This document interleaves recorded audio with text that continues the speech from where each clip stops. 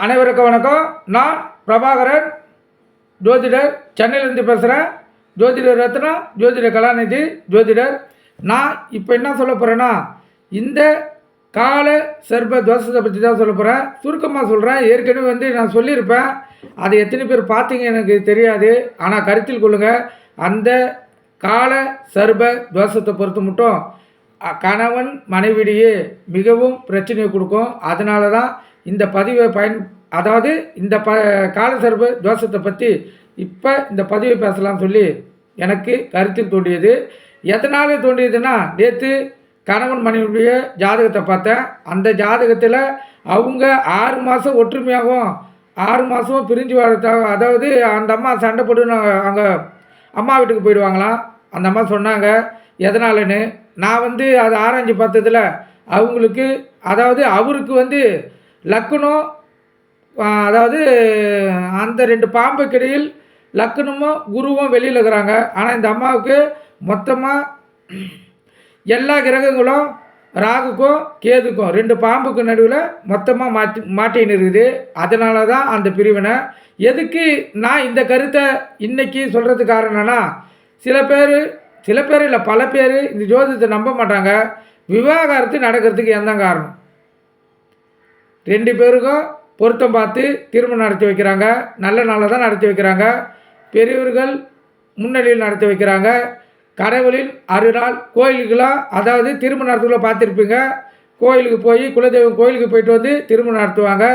இல்லை திருமண சத்திரத்தின் பக்கத்தில் இருக்கிற கோயிலுக்கு போயிட்டு மாப்பிள்ளையும் பொண்ணும் போயிட்டு இறைவனை வணங்கிட்டு அதுக்கப்புறம் திருமணம் நடத்துவாங்க. இப்படிலாம் பண்ணியும் அவங்களுக்கு ஏன் பிரிவினையை கொடுக்குது? இதை நீங்கள் கருத்தில் கொள்ளணும். நல்லா கவனத்தில் கொள்ளுங்கள். இதை நீங்கள் கருத்தில் கொள்ளணும். என்னடா இப்படிலாம் ஜாதகத்தில் நடக்குமானா கண்டிப்பாக நடக்கும். இப்போ கூட இந்த புயல் வந்துச்சு. இந்த புயல் எதனால் உற்பத்தி ஆச்சு? இது இயற்கையின் சீற்றம். அது போல தான் ஒரு மனிதனுடைய இயற்கையின் சீற்றம். அதே போல் புயலை யாராலையும் கணிக்க முடியாது. இந்த டைமில் தான் கிராஸ் ஆகும், இந்த டைமில் தான் புயல் உற்பத்தி ஆகும், இந்த டைமில் புயல் கண்டிப்பாக தாக்குன்னு. ஏன்னா இது மனிதனுடைய சிந்தனைக்கு, கருத்துக்கு ஆராய்ச்சியில் கூறப்படுகிறது.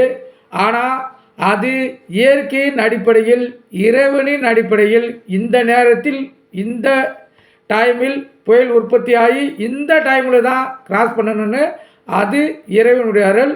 மனிதனுடைய அதாவது மனிதனுடைய அறிவுத்திறனின் கருத்தாற்றலில் இறைவனுடைய கருத்தாற்றலை வெல்றது மிகவும் கஷ்டம். கருத்தில் கொள்ளுங்கள். அதே அடிப்படை தான் இந்த ஜாதகமும். நம்ம இந்த ஜாதகத்தின் அடிப்படையில் அவங்களுக்கு இந்த பிரச்சனை தான் சொல்லி கண்டுபிடிச்சிட்டா அதுக்கு தீர்வு கண்டுபிடிச்சிடலாம். எப்படி ஒரு மனிதனுக்கு வியாதி வந்தால் அது என்ன வியாதின்னு சொல்லி அறிவுபூர்வமாக விஞ்ஞானிகள் கண்டுபிடிச்சி சொல்கிறாங்களோ, அதாவது அதை டெஸ்ட் பண்ணுறவங்க தான் விஞ்ஞானிகள். கருத்தில் கொள்ளுங்கள்.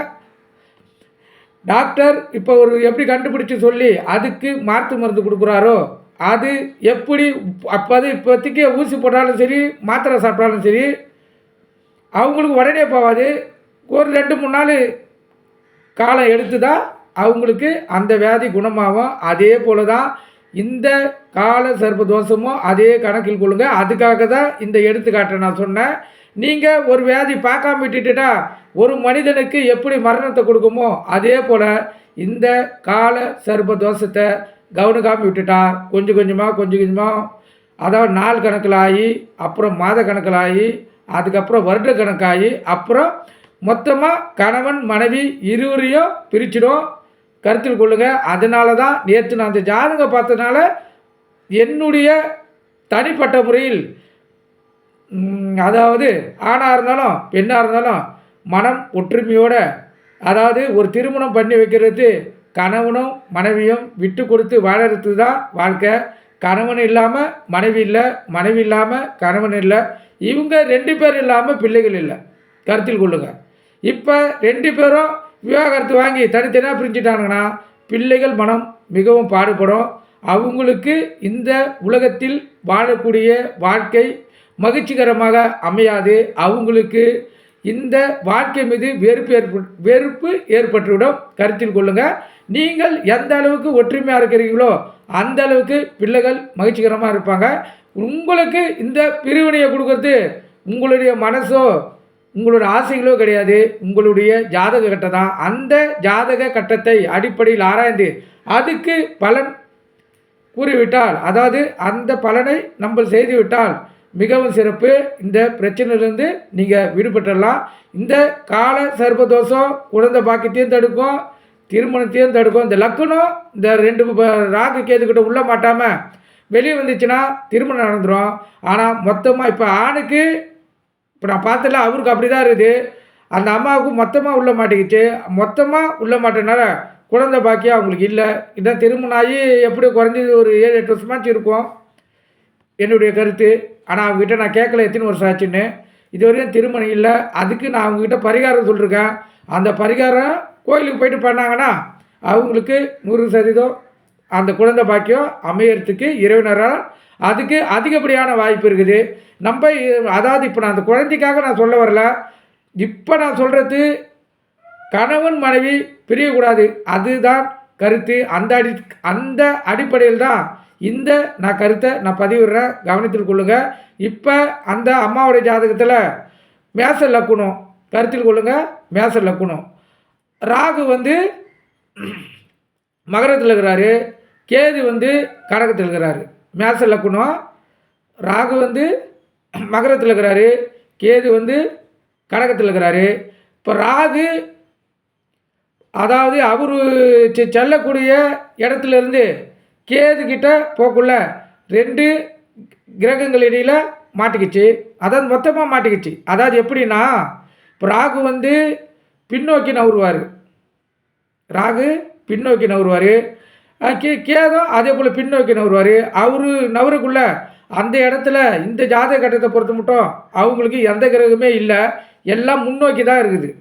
அதனால தான் அவங்களுக்கு 6 மாதம் ஒற்றுமையாகவும் 6 மாதம் பிரிவினை ஏற்படுத்துது. கருத்தில் கொள்ளுங்கள், 6 மாதம் பிரிவினை ஏற்படுத்துது. இது மொத்தமாக பிரிவினை ஏற்படுத்தக்கூடிய ஜாதகம் இல்லை. இதை கவனிக்காமல் விட்டுட்டாங்கன்னா அவங்களுக்கு அந்த பிரிவினை ஏற்படுத்தும். கருத்தில் கொள்ளுங்கள். இப்போ இதை அப்படியே மாற்றி போடுங்க. இப்போனா எப்படின்னா இப்போ கடகத்தில் ராகு, மகரத்தில் கேது. கடகத்தில் ராகு, மகரத்தில் கேது. இது இப்போ என்ன பார்த்தீங்கன்னா ராகு பின்னோக்கி நகருவார். அந்த லக்கணத்திலேருந்து மொத்தமாக மாட்டிக்கும். கருத்தில் கொள்ளுங்கள், லக்கத்திலேருந்து மொத்தமாக மாட்டிக்கும். இப்போ ராகுன்றது தலை, கேதுன்றது உடல். இப்போ வாய் வழியாக எல்லா கிரகத்தையும் முழுங்கி வயிற்றுக்குள்ளே எடுத்து போய் தள்ளுருவார். அப்போ அத்தனை உறவுகளும் பாதிப்படையும். கருத்தில் கொள்ளுங்கள். இந்த ஜாதகம் ஒரு ஆணாக இருந்தாலும் பெண்ணாக இருந்தாலும் அவங்களுக்கு திருமணம் நடந்திருந்தால் அவங்க சரியான பரிகாரத்தை செய்யவில்லை என்றால் 100% அவங்களுக்கு பிரிவினையை கொடுத்தே தீரும். அது மாற்று கருத்து கிடையாது. இந்த விவாகரத்து நடக்கிறதுக்கு மெயின் காரணம் இந்த கால சர்ப்ப தோஷம் தான். கருத்தில் கொள்ளுங்கள். அது எந்த வடிவிலானா பாதிக்கலாம். இப்போ தாம்பத்திய உறவில் அவங்களுக்கு பிரிவினை ஏற்படுத்தலாம், இல்லை அழகு விஷயத்தில் அவங்களுக்கு பிரிவினை ஏற்படுத்தலாம், இல்லை உடல் வியாதியாக ஏற்பட்டு அவங்களுக்கு பிரிவினை ஏற்படுத்தலாம். கருத்தில் கொள்ளுங்கள். இந்த கால சர்ப்ப தோஷம் பாதிச்சிச்சுன்னா அதாவது பிரிவினை ஏற்படுவது 100% உண்மை. அவங்க 20 வருஷம் ஒன்றா வாழ்ந்திருந்தாலும் பிள்ளைகள் பெற்றிருந்தாலும் இதை சரியாமல் கவனிக்காமல் விட்டுட்டாங்கன்னா அவங்களுக்கு 100% பிரிவினை வந்தே தீரும். கருத்தில் கொள்ளுங்கள். அதனால தான் நான் திருப்பி சொல்கிறேன். இந்த பதிவு இப்போ ஜாதகம் பார்த்ததுனால என் சிந்தனையில் கருத்தில் வந்தனால தான் இதை நான் பதிவிடுறேன். இந்த கால சர்ப்ப தோஷம் ஒரு ஜாதகத்தில் இருக்குதான்னு சொல்லி நீங்களே உங்கள் ஜாதகத்தை எடுத்து பார்த்துக்கலாம். ராகு தான் மெயின். நல்லா கருத்தில் கொள்ளுங்கள். ராகு தான் மெயின். ராகு பின்னோக்கி தான் நகரும். இப்போ லக்கணத்துக்கு முன்னாடி ராகு இருந்து எல்லா கிரகங்களும் ராகுக்கு முன்னாடி இருந்துச்சுன்னா ராகு பின்னோக்கி நகருவார். அப்போ கேது இருக்கும். மொத்த கிரகத்தையும் ராகு விழுங்கி வயிற்றில் தள்ளி கேதுக்கிட்ட தள்ளுவார். அப்போ அம்மா அப்பா அண்ணன் தம்பி உறவினர்கள் உற்றார்கள் எல்லா உறவும் பாதிப்படை செய்யும். எந்த உறவும் பாதித்தாலும் பரவாயில்ல, கணவன் மனைவி உறவு இறுதி மட்டும் இருக்கக்கூடியது. அதனால்தான் அப்பன் சிவன் பெருமான் அம்மையப்பனாக ஒரே உருவமாக உடலில் பாதி கொடுத்து அவர் காட்சி அளிக்கிறாரு. அதுக்கு அர்த்தம் இதுதான். எந்த உறவு பாதித்தாலும், பிள்ளைகள் உறவே பாதித்தாலும் கடைசி மட்டும் கணவன் மனைவி உறவு அதாவது பிரியக்கூடாது. அப்போ தான் முழுசாக இந்த உலகத்தில் நம்ம பிறந்த பலனை அதாவது அடைவோம். கருத்தில் கொள்ளுங்க. அதனால தான் என் சிந்தனைக்கு தோன்றியதை நான் சொல்கிறேன். ஜாதக கடிதத்தை பாருங்கள். இந்த பின்விளைவுகள் அதாவது 2 பாம்பு கடியில் மாட்டிக்கொண்டு இருந்தால் ராகுதான் மீன். கருத்தில் கொள்ளுங்க. கேது இருந்தால் ஒன்றும் அவ்வளோ பிரச்சனை கிடையாது. அவர் ஓரளவு ஏன்னா அது வால் வழியாக முழுக முடியாது. அதனால் பிரச்சனைகள் ஏற்படும், சரியாக போயிடும். ஆனால் பிரிவினை ஏற்படுத்தாது. ஆனால் ராகு இருந்துச்சுன்னா கண்டிப்பாக பிரிவினை ஏற்படுத்தும். இதுக்கு ஒரே பரிகாரம் காளியம்மாவை வணங்குறது தான். கடற்கரை ஓரத்தில் எந்த காளியம்மன் கோயில் இருந்தாலும் சரி, எந்த ஊரில் கடற்கரை ஓரத்தில் காளியம்மா கோயில் இருக்குதோ அந்த காளியம்மன் கோயிலுக்கு போயிட்டு உங்களுடைய கோரிக்கையில் வைத்து அதாவது முதல்ல கடலில் போய் நல்லா இப்போ சென்னையில் தண்ணி நல்லா இல்லை, மீதி இப்போ ராமேஸ்வரம் அது போல் ஊருக்கெல்லாம் போனால் கடல் தண்ணி நல்லாயிருக்கும்.